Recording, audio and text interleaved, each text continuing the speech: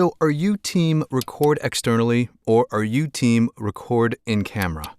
Let us all know what you prefer and why down in the comments below. So while I have been vacillating between the two for a little while now, this video is all about recording externally. So first we'll talk about 3 benefits of recording externally and 3 cons of recording externally. I'll show you 3 different setups that I use to record audio, and then we'll talk about all of the post-production workflows to make sure that your audio syncs up with your video seamlessly.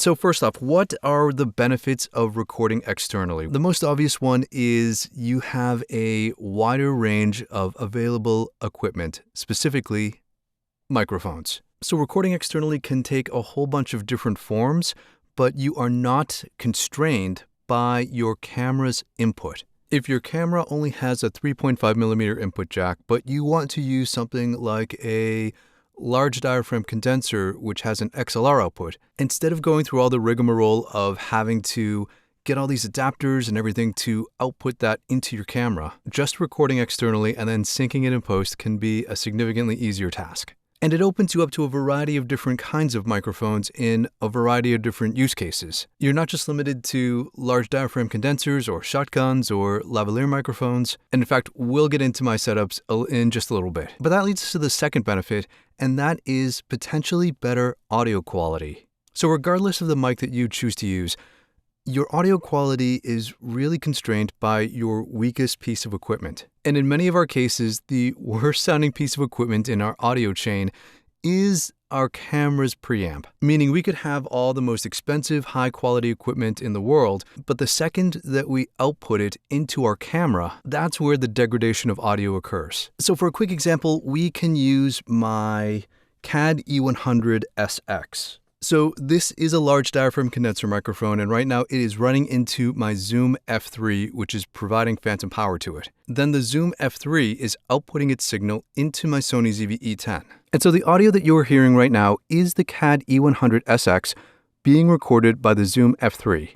And the audio that you are hearing now is the CAD E100S going into the Zoom F3 and then being output into my Sony ZV-E10. So yeah, clearly there is some kind of difference going on here. And while that might not be the most important thing for you, when it comes to audio quality, it definitely makes a difference.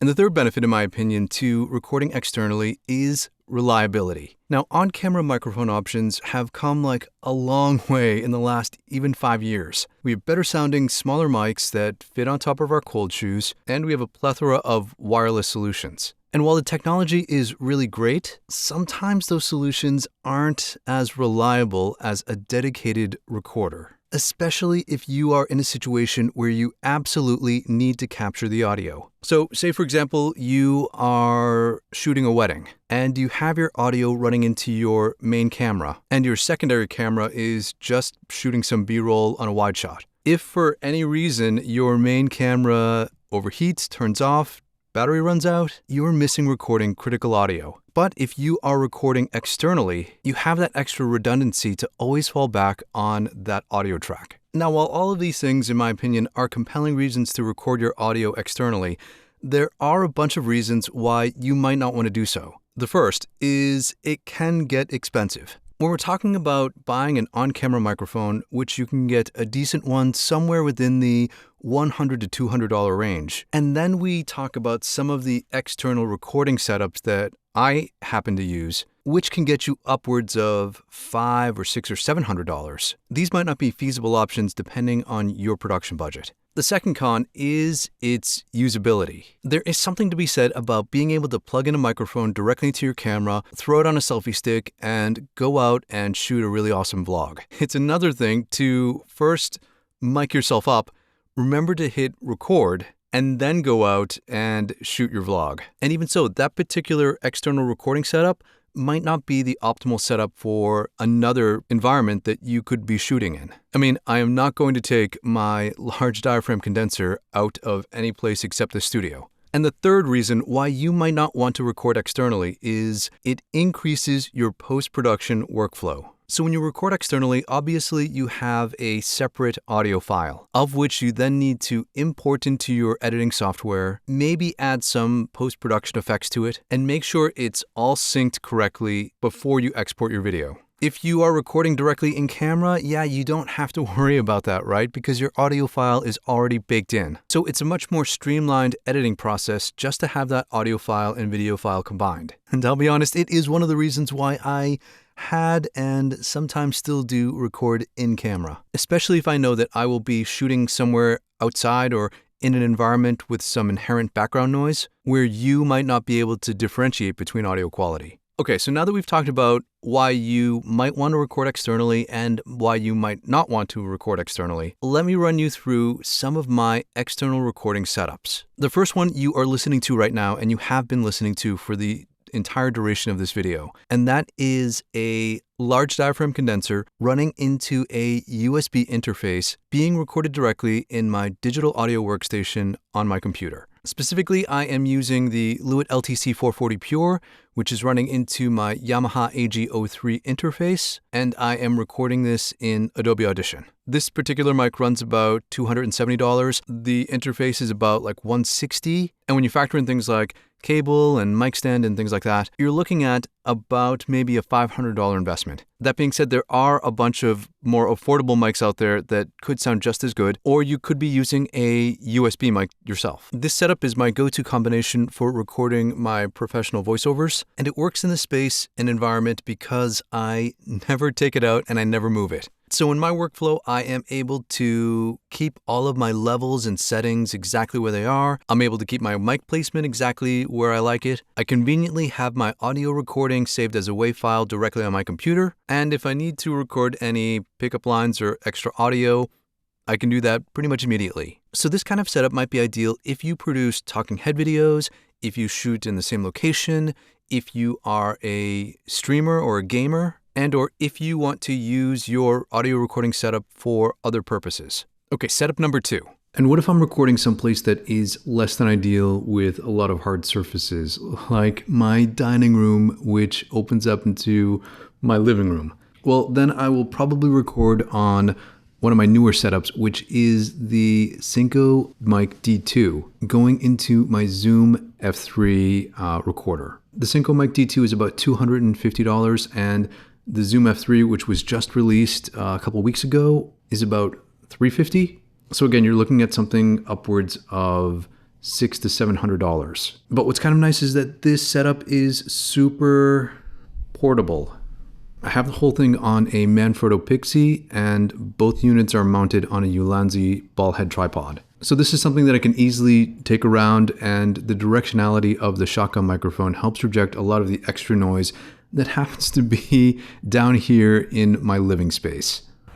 Okay, so now we're outside, and the benefit of recording externally is that you can get a far distance away from your camera and not worry about picking up your audio with something that is, I think right now we're about 25 feet away. And so I am not recording on anything special. This is the Rode SmartLav Plus plugged directly into my smartphone, and I'm recording in an app called RecForge 2. And so this is just an example to show you that you don't necessarily need to have a super expensive rig to capture high quality audio, which you can then sync and post. All right, I gotta go back inside, find my boy Cooper, who has, run off somewhere. Let's jump back in my studio. So now that we've talked about 3 different setups that you could be using to record your audio externally, let's talk about what happens next once you're done and you have to edit it in post. So one of the great things is that if you are recording your audio digitally in a DAW, or digital audio workstation, that's like a software program like Adobe Audition or Reaper or Pro Tools, or if you want something free, that's Audacity, you are able to record your audio on your computer, clean it up, add a little bit of post-processing, and then be ready to go right into your video editing software. And then once you get it into your video editing software of your choice, now you have to sync your audio.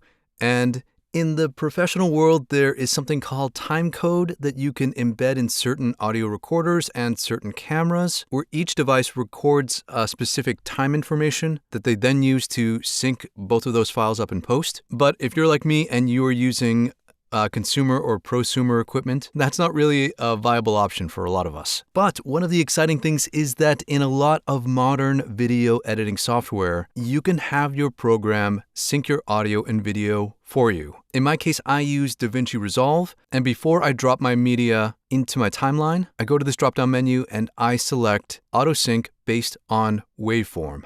And then your software takes your two files and lines them up based on their waveforms. So in order to do this, you do need a couple things. You do need to record a clean audio track for your audio recording, but you also need to record some kind of audio track in your camera because the software will rely on your camera's baked-in audio as the reference audio to sync your external recording to. But if your editing software doesn't have this feature, you can always go the old school route of dropping your audio into your timeline and then manually sliding it to find where it syncs up. A couple tips when doing this, I always clap at the beginning of my videos, and that is like a carryover of the clapper boards that you might see in an old movie, right? Where you have some kind of on-screen image that coincides to distinctive sound in your waveform. But also you can just take your audio track and drag it back and forth until you hear your track and the baked-in track kind of cancel each other out. Okay, so are you team...